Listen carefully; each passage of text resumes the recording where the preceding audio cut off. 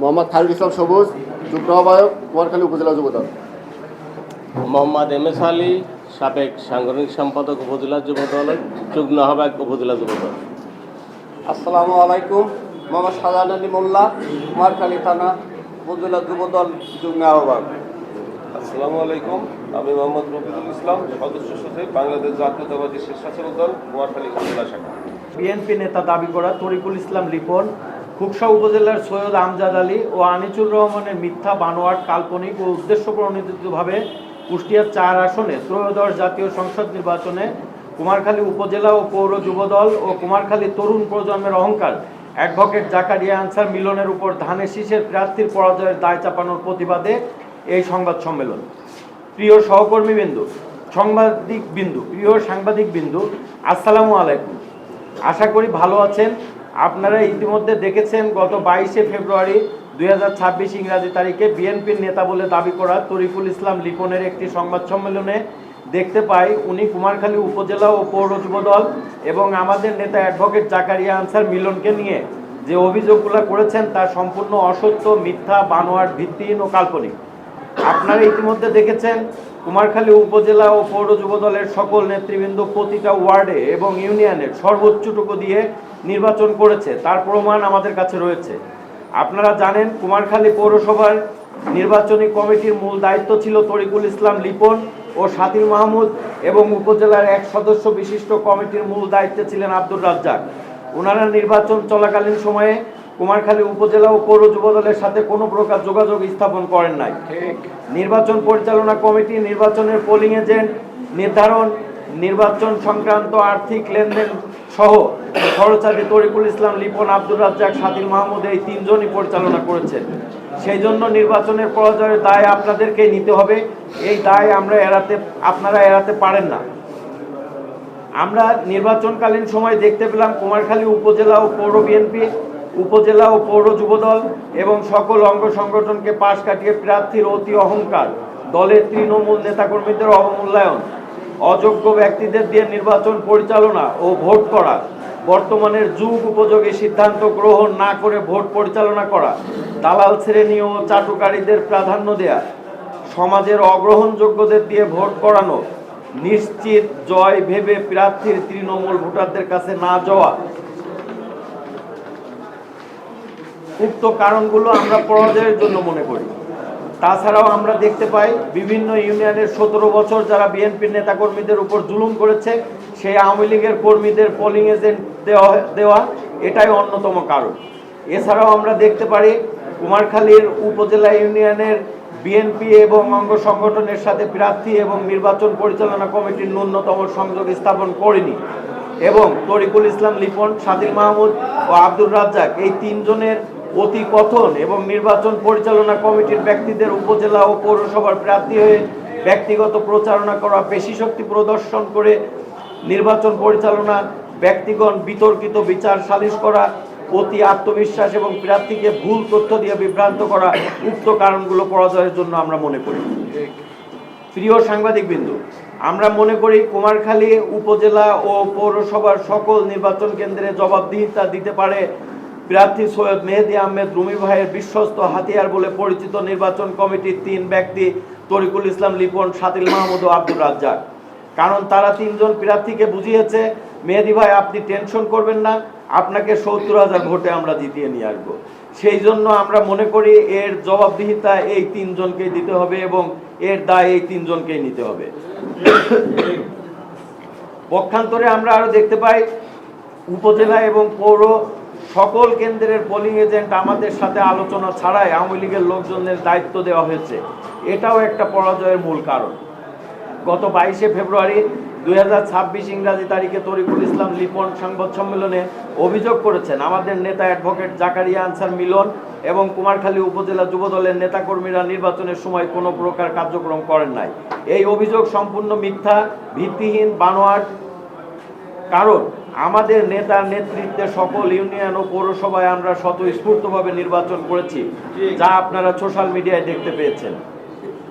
আমরা আরো দেখতে পাই আমাদের নেতা কুমারখালী উপজেলা বিএনপির সভাপতি আলহাজ নুরুল ইসলাম আনসার প্রামাণিকের সহধর্মিনী এবং আমাদের নেতা অ্যাডভোকেট জাকারিয়া আনসার মিলন ভাইয়ের আম্মা সেলিনা আনসার এবং অ্যাডভোকেট জাকারিয়া আনসার মিলন ভাইয়ের মেজ ছেলে আফনান আনসার পরিবারের সকল সদস্য বাড়ি বাড়ি গিয়ে ধানের শীষের প্রার্থী সৈয়দ মেহেদী আহমেদ রুমির ভোট প্রার্থনা করতে আমরা দেখেছি। আমরা নির্বাচন শুরু থেকেই দেখতে পাই আমাদের যুবনেতা অ্যাডভোকেট জাকারিয়া আনসার মিলনকে নিয়ে প্রার্থীকে ভুল বুঝিয়ে মিথ্যা তথ্য দিয়ে সাতিল মাহমুদ, তরিকুল ইসলাম লিপন ও আব্দুর রাজ্জাক গভীর ষড়যন্ত্রে মেতে উঠেছে। নির্বাচনের চূড়ান্ত মনোনয়ন ঘোষণা হওয়ার আগেই কেন্দ্রকে মিথ্যা তথ্য দিয়ে ভুল বুঝিয়ে আমাদের নেতা জাকারিয়া আনসার মিলন ভাইকে বহিষ্কার করা হয়। পরবর্তীতে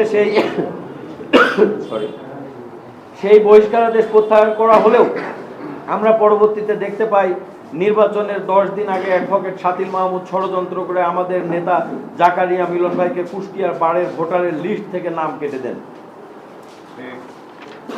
প্রিয় সাংবাদিকবৃন্দ, তারপরও আমরা নির্বাচন পরিচালনা কমিটি তরিকুল ইসলাম লিপন, সাতিল মাহমুদ ও আব্দুর রাজ্জাকের সকল ষড়যন্ত্র মোকাবিলা করে আমরা নির্বাচনের দিন পর্যন্ত স্বতঃস্ফূর্তভাবে নির্বাচনের কাজ করে যাই। নির্বাচন পরবর্তীতে আমরা দেখতে পেলাম এ সকল ষড়যন্ত্রকারী যারা কুমারখালী বিএনপিকে ধ্বংস করতে চায়, যারা 17 বছর কোনো আন্দোলন সংগ্রামে ছিল না, কোনো দিন যাদেরকে আমরা রাজপথে দেখতে পাই নাই, যাদেরকে কোনো দিন কোর্টের বারান্দায় পাই নাই, তারা আবার নতুন করে ষড়যন্ত্র করে কেন্দ্রকে ভুল বুঝিয়ে গত 16 ফেব্রুয়ারি 2026 ইংরাজি তারিখে আমাদের নেতা জাকারিয়া মিলন ভাইকে পুনরায় বহিষ্কার করে। আমরা বিগত 17 বছরে আমাদের নেতা অ্যাডভোকেট জাকারিয়া আনসার মিলন ভাইয়ের নেতৃত্বে কুমারখালী, কুষ্টিয়া সহ বাংলাদেশের সকল জায়গায় আন্দোলন সংগ্রাম করেছি। একাধিক মামলাও খেয়েছি, হামলার শিকার হয়েছি এবং জেল জুলুম খেটেছি। তবু আমরা রাজপথ ছেড়ে যাই নাই, যেটা আপনারা বারবার সাক্ষী হিসাবে আপনারা আমাদের সাথে ছিলেন।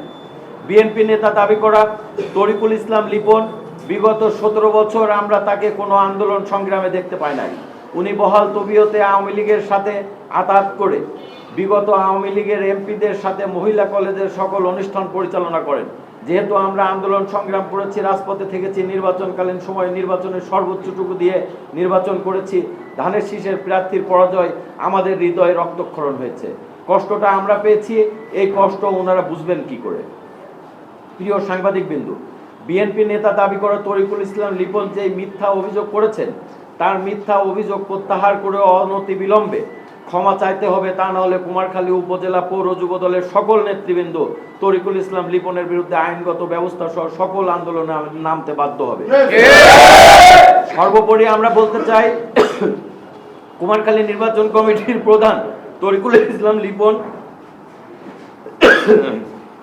আব্দুর রাজ্জাক ও সাতিল মাহমুদ সুকৌশলে ধানের শীষের প্রার্থী সৈয়দ মেহেদী আহমেদ রুমির বিশ্বস্ত হাতিয়ার এই 3 জন প্রার্থীকে ভুল তথ্য দিয়ে অতি অহংকারী আচরণ, অতিরিক্ত আত্মবিশ্বাস ও আওয়ামী লীগ প্রীতি, ভোট প্রচারণায় শৃঙ্খলার অভাব এবং অযোগ্য ব্যক্তিদের ভোট পরিচালনার নেতৃত্ব দেওয়ায় এবং নির্বাচন পরিচালনা কমিটির আন্তরিকতার অভাব, তৃণমূল দলের কর্মীদের অবমূল্যায়ন, সর্বোপরি সমাজের অগ্রহণযোগ্য ব্যক্তিদের দিয়ে ভোট পরিচালনা করায় ধানের শীষের প্রার্থীর পরাজয়ের মূল কারণ বলে আমরা মনে করি। সেজন্য কুষ্টিয়া 4 কুমারখালী খুকসা আসনে ধানের শীষের পরাজয়ের সকল দায় দায়িত্ব নির্বাচন পরিচালনা কমিটি তরিকুল ইসলাম লিপন, আব্দুর রাজ্জাক ও সাতিল মাহমুদকে নিতে হবে।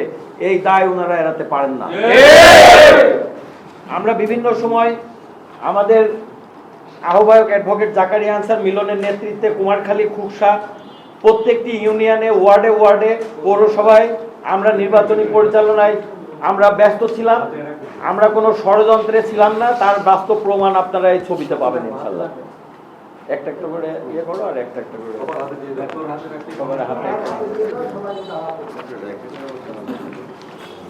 দেখেন। আমরা সব সময়, আপনারা দেখেছেন বিগত 20 বছরও আমরা এই অফিস খুললে যেরকম বিএনপি পরিচালনা করেছি, যুবদল পরিচালনা করেছি, সেরকম এই অফিস থেকে আমরা কন্টিনিউ ধানের শীষের নির্বাচন করছি।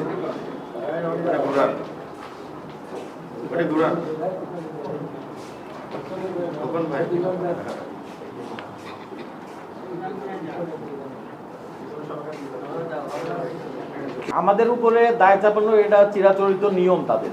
তারা যখন, আপনারা দেখছেন যে যখন সৈয়দ মেহেদী আহমেদ রুমি ধানের শীষ প্রতীক পেয়েছিলেন, যখন ওনাকে প্রাইমারি মনোনয়ন দেওয়া হয়েছিল, তখনই উনি বলেছেন যে কে আসলো কে আসলো না, কে আমার নির্বাচন করলো করলো না, এটা আমার কোনো আই ডোন্ট কেয়ার। সবাই জ্বলে পুড়ে মরবে। এখন দেখেন আমাদেরকে জ্বালায় পুড়ায় মারার ইচ্ছা ওনার অনেক আগে থেকেই, এখন আবার এই বহিষ্কার বা বিভিন্ন নাটক করে আবার আমাদেরকে উনি জ্বালাতে পুড়াতে চাচ্ছেন, এটাই আমরা মনে করছি। আসলে কেন্দ্র বহিষ্কার করেছে, আমরা প্রতিবাদ করছি। আমরা বিগত আন্দোলন সংগ্রামে এই কুমারখালী কুষ্টিয়া, আপনারা প্রত্যেকটা সাংবাদিক এই কুষ্টিয়া জেলার আপনারা সাক্ষী আছেন যে কিভাবে আমরা শুধু কুমারখালী কুষ্টিয়া না, ঢাকা, রাজশাহী, পাবনা, ফরিদপুর, যশোর, খুলনা, ঝিনাইদহ, যেখানে দলীয় প্রোগ্রাম হয়েছে আমরা অ্যাডভোকেট জাকারিয়া আনসার মিলনের নেতৃত্বে সেই প্রোগ্রামে আমরা অংশগ্রহণ করেছি। আমরা পুলিশের হাতে ধৃত হয়েছি, আমাদের নেতা আমাদেরকে ছেড়ে যায়, আমাদের সব সময় উনি দেখভাল করেছেন এবং উনারকে নেতৃত্ব, আমাদেরকে নেতৃত্ব সংকটে ফেলার চক্রান্ত হচ্ছে অ্যাডভোকেট জাকারিয়া আনসার মিলনকে বহিষ্কার করা। আমাদের এই যুবদল কুমারখালী থানাতে কোনোদিন বাজার শক্ত করে আর দাঁড়াতে না পারে, এজন্য অ্যাডভোকেট জাকারিয়া আনসার মিলনকে এটা অসৎ উদ্দেশ্য চরিতার্থ করার উদ্দেশ্যে তারা এই বহিষ্কার করিয়েছে।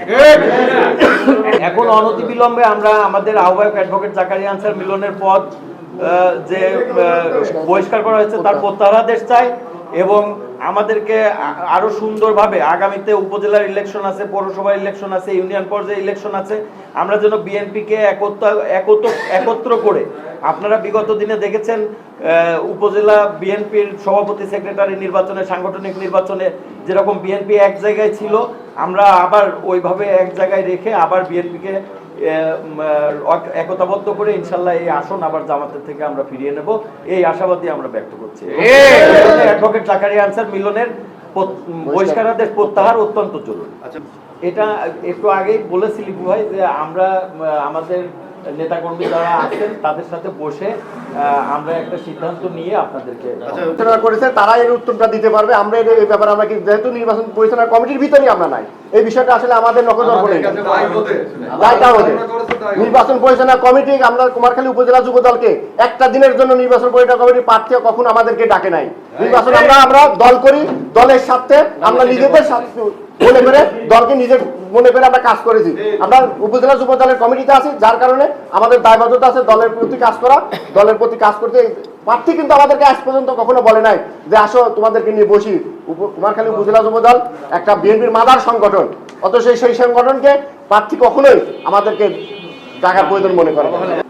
আসলে আপনারা জানেন যে বিগত দিনে সৈয়দ মেহেদী আহমেদ রুমি দুইবার এমপি ছিলেন, সেই সূত্রে উনি দলের নীতি নির্ধারণী পর্যায়ের অনেক কাছে যেতে পারেন এবং মিলনের বিরুদ্ধে যেহেতু উনি ষড়যন্ত্র করবেন, এই জন্যে ষড়যন্ত্রকারীরা তো সব জায়গায় যেতে পারেন, ওনার সাথে যারা আছে তারাও ষড়যন্ত্রে লিপ্ত।